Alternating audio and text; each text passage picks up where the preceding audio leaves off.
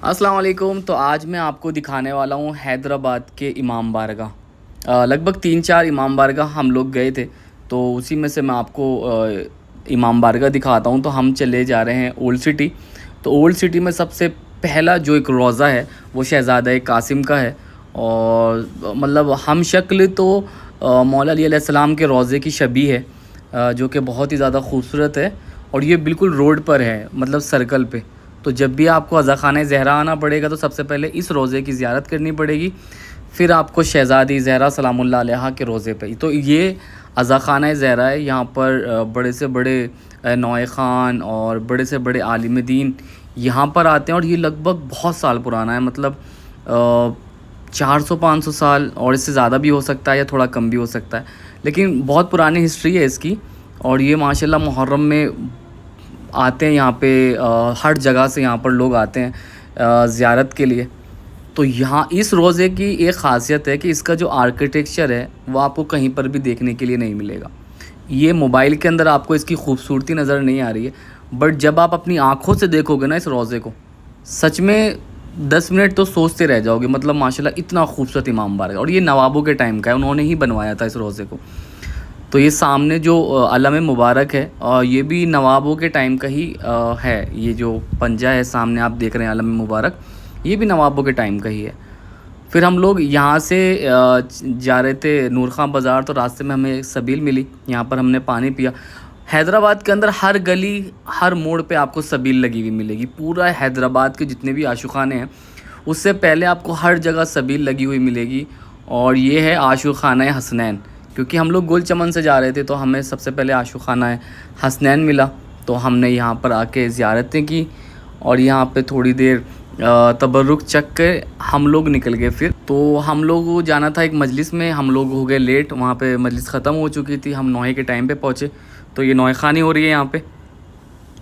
फिर यहाँ से हम लोग पहुँच गए अलावा सरतौक। अलावा सरतौक वो इमाम बारगाह है, इसमें ये जो सामने अलम है इसी के अंदर मौला सज्जाद अलैहिस्सलाम का जो खारदार तोक जो आपके गले में थी उसका टुकड़ा इसके अंदर लगाया हुआ है। तो यहाँ पे तमाम जहाँ से मोमिनीन हैं जब भी हैदराबाद में आते हैं तो यहाँ पे ज़ियारत करते हैं। और यहीं पे एक इमाम बारगाह था हमारे एक भाई का, उसने हमें बुलवाया था, तो हम यहाँ पर गए, यहाँ पे ज़ियारतें की।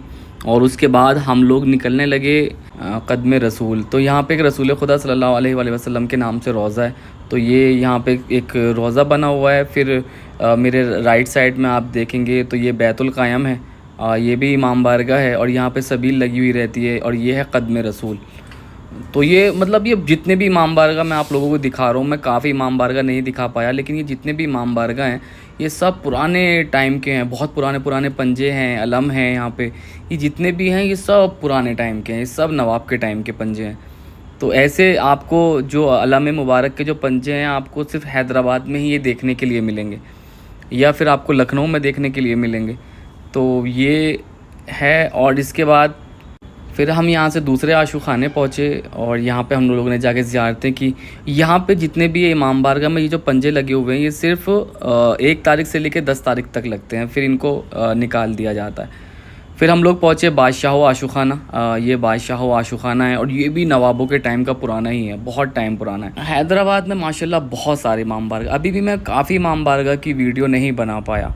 तो ये है बादशाह आशुखाना। यहाँ पे 1 मुहर्रम से लेके मतलब चांद रात से स्टार्ट हो जाते हैं लोग आने ज़ायरीन ज़ियारतों के लिए।